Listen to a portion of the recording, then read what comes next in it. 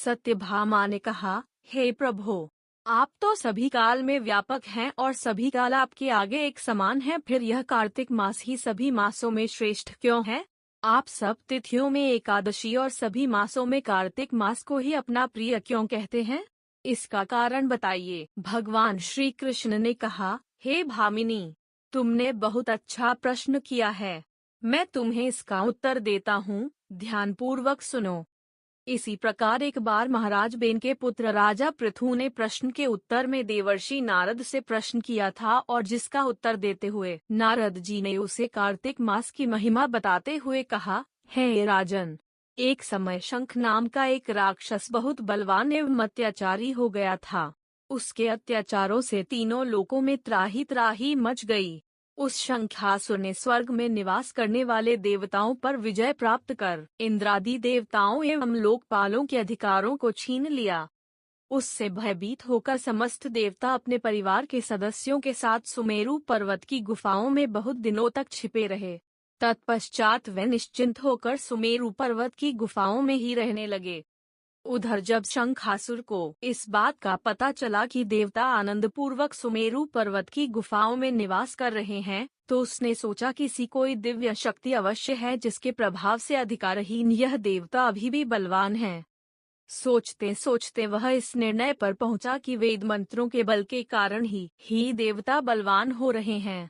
यदि इनसे वेद छीन लिए जाएं तो वे बलहीन हो जाएंगे। सा विचार कर शंखासुर ब्रह्मा जी के सत्यलोक से शीघ्र ही वेदों को हर लाया। उसके द्वारा ले जाए जाते हुए भय से उसके चंगुल से निकल भागे और जल में समा गए। शंखासुर ने वेद मंत्रों तथा बीज मंत्रों को ढूंढते हुए सागर में प्रवेश किया, परंतु न तो उसको वेद मंत्र मिले और न ही बीज मंत्र। जब शंखासुर सागर से निराश होकर वापस लौटा तो उस समय ब्रह्मा जी पूजा की सामग्री लेकर सभी देवताओं के साथ भगवान विष्णु की शरण में पहुँचे और भगवान को गहरी निद्रा से जगाने के लिए गाने बजाने लगे और धूप गंध आदि से बारंबार उनका पूजन करने लगे। धूप, दीप, नैवेद्य आदि अर्पित किए जाने पर भगवान की निद्रा टूटी और वह देवताओं सहित ब्रह्मा जी को अपना पूजन करते हुए देखकर बहुत प्रसन्न हुए तथा कहने लगे, मैं आप लोगों के इस कीर्तन एवं मंगलाचरण से बहुत प्रसन्न हूँ। आप अपना अभीष्ट वरदान मांगिए, मैं अवश्य प्रदान करूँगा।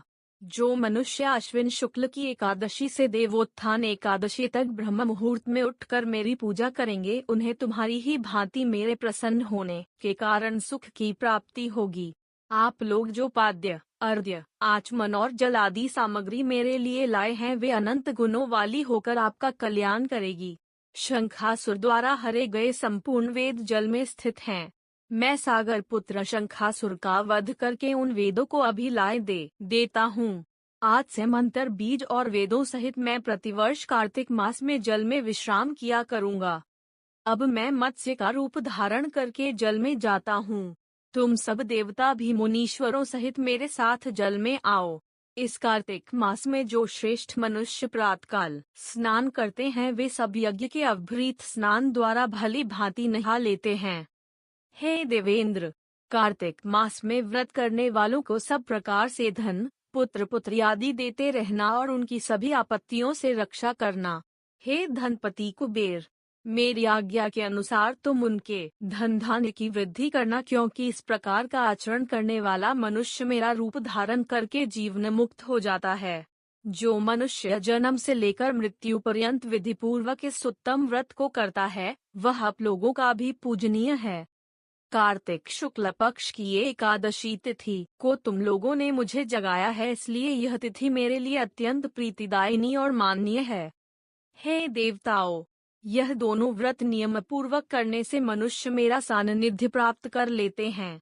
इन व्रतों को करने से जो फल मिलता है वह अन्य किसी व्रत से नहीं मिलता। अतः प्रत्येक मनुष्य को सुखी और निरोग रहने के लिए कार्तिक महात्म्य और एकादशी की कथा सुनते हुए उपर्युक्त नियमों का पालन करना चाहिए।